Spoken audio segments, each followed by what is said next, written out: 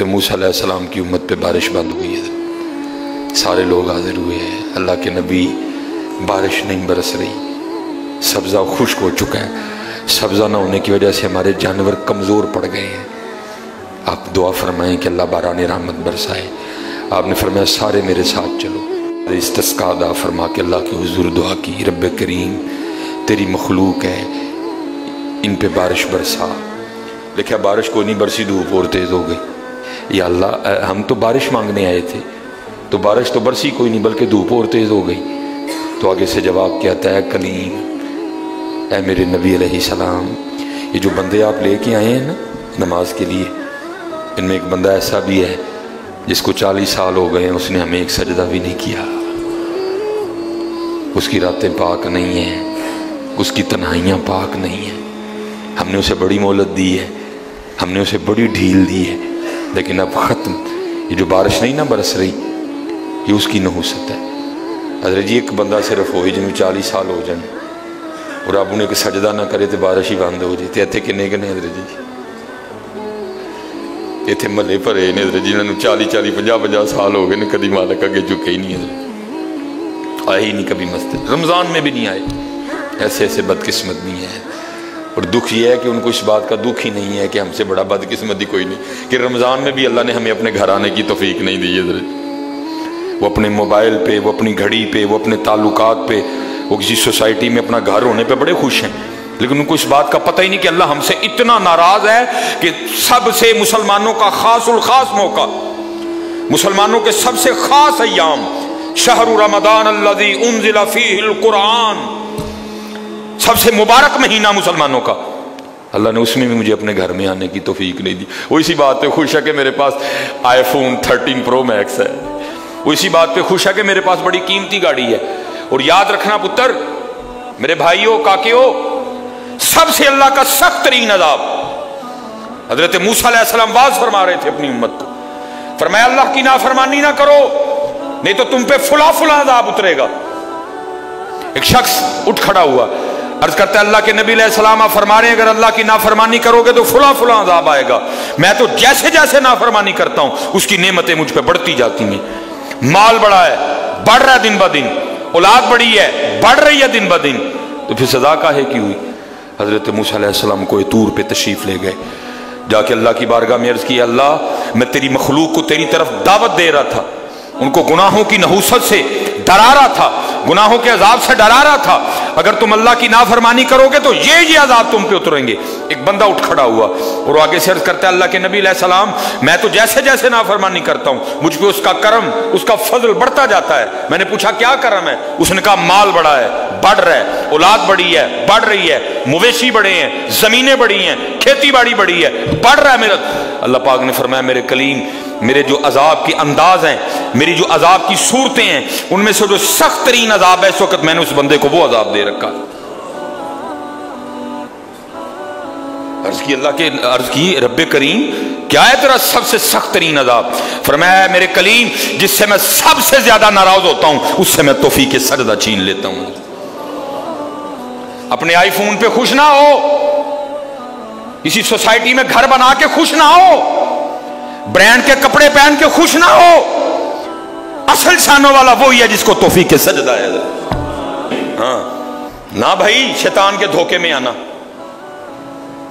یہ کوئی نہ سمجھے میں کسی کو ٹچ کر رہا ہوں، یہ ساری نعمتیں میرے اللہ نے مجھے بھی دے رکھی ہیں، لیکن کچھ نہیں پتا توفیق سجدہ، جسے توفیق سجدہ نہیں فرمایا سخت ترین عذاب میں مبتلا ہے، میں نے اس سے توفیق سجدہ چھین لی ہے، میں نے اس سے اپنا نام لینے کی توفیق چھین لی ہے۔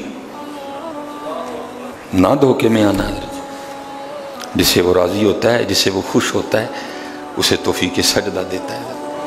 لیکن کیا ہے ہم جناب ماڈرن سیکولر بہو جی صاحب جی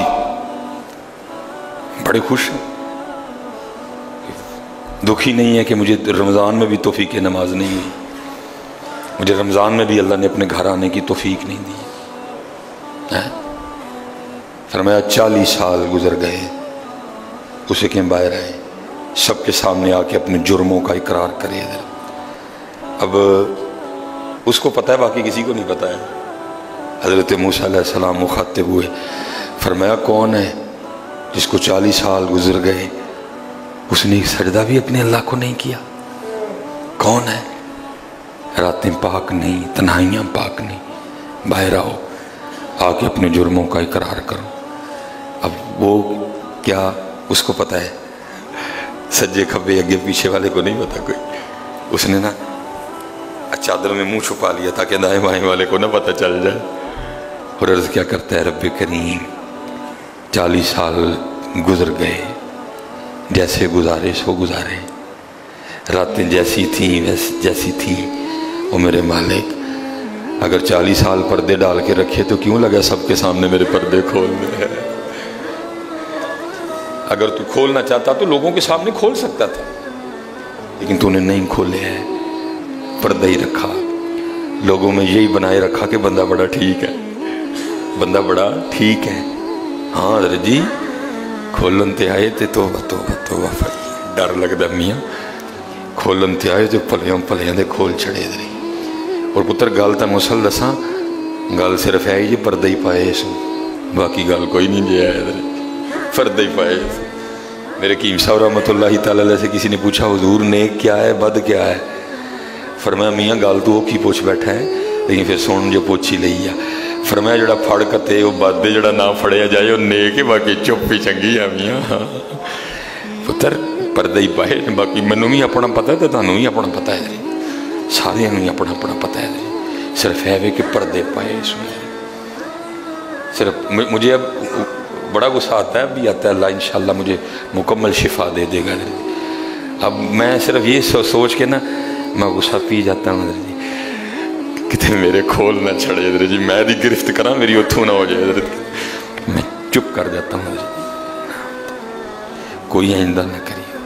پردے پائے جو انہیں، جو پھر پردے کھول دینا تو پھر بڑے بڑے ذلیل ہوں دے جی حضرت جی، پامیں وہ کو وزیر اعظم ہوئے تو پامیں جڑا مرضی ہوئے۔ عرض کرتا ہے رب کریم اگر 40 سال نہیں کھولے تو نے پردے ڈالے رکھے، اب کیوں لگا پردے کھولنے؟ میرے مالک مجھے ان سب میں رسوا نہ کر، مجھے معاف کر دے، میں آج کے بعد گناہ نہیں کروں گا۔ میں نے کہا نا بھائی اینی کی گل ہوں من جاؤ پدر جی، کوئی کمینہ ہو میں اس کی بات نہیں کر رہا، مرد ہو حضرت جی، بندہ تھلے بہ جانا پا جی چھڑ دو، پا جی چھڑ دینا نا، میں کمینے کی بات نہیں کر رہا حضرت، وہ بھی چھڑ چھڑ دا کہ یار بندہ تھلے ڈے کے پیا بھائی اینی جی گل ہے حضرت، اینی جی گل جا پو تھلے، یا اللہ معافی دے سکتا، اگو نہیں کروں گا۔ اور معافی آج رات اس طرح نہیں ماننی کہ پچھلے دی معافی تے اگوں پھر شروع، پکی توبہ کرنی ہے، ہو گئے ہو گیا وہ پھر معاف کر دے گا۔ یا اللہ مجھے معاف کر دے، یا اللہ مجھے معاف کر دے۔ حضرت موسیٰ علیہ السلام پکار رہے ہیں، کون ہے؟ یا اللہ منو معاف کر دے، یا اللہ منو معاف کر دے، یا اللہ منو معاف کر دے، یا اللہ منو نہ منو سارے ہیں جی، میرے محلے دار بھی ہیں، میرے رشتہ دار بھی ہیں، میری اولاد بھی ہے۔ اللہ حدیث میں ایسا کچھ نہیں لکھا ہوا، میں ویسے کہہ رہا ہوں، ظاہر اس کے دل میں خیال تو آیا ہوگا نا، پتہ نہیں وہ مجھے کیا سمجھتا تھا، وہ مجھے کیا سمجھتا تھا، وہ مجھے کیا سمجھتا تھا۔ آج سب کے سامنے کھل جائے گا کہ میں ہوں وہ جس کی نحوست سے بارش ہی بند ہو گئی، میں ہوں اتنا گناہگار، میں ہوں رب کا اتنا نافرمان۔ خیال تو آیا ہوگا نا دل میں، بیٹا بھی کھڑا ہے، باپ بھی کھڑا ہے، بھائی بھی کھڑا ہے، بھتیجا بھی کھڑا ہے، بانجا بھی کھڑا ہے، سب کے سامنے یا اللہ مجھے معاف کر دے، یا اللہ مجھے معاف کر دے، یا اللہ مجھے معاف کر دے۔ کہتا رہا پکارتا رہا، کہتا رہا پکارتا رہا، بس لکھا ہے ایک آنسو رخسار پہ بہ آیا، بس آنسو کا آنا تھا، گرہ رحمت جوش میں آیا اور چھما چھم بارش برسی ہے۔ حضرت موسیٰ علیہ السلام نے عرض کی اللہ کریم تو کہہ رہا تھا کہ ایک بندہ ہے 40 سال ہو گئے ہیں عمل ٹھیک نہیں، یہ اس کی نحوست ہے بارش نہیں برس رہی، تو بندہ تو باہر آیا کوئی نہیں، تو یا اللہ بارش کیوں برسا دی؟ فرمایا میرے کلیم جس کی وجہ سے نہیں نہ برسا رہا تھا میں نے اب اسی کی وجہ سے برسا دی ہے۔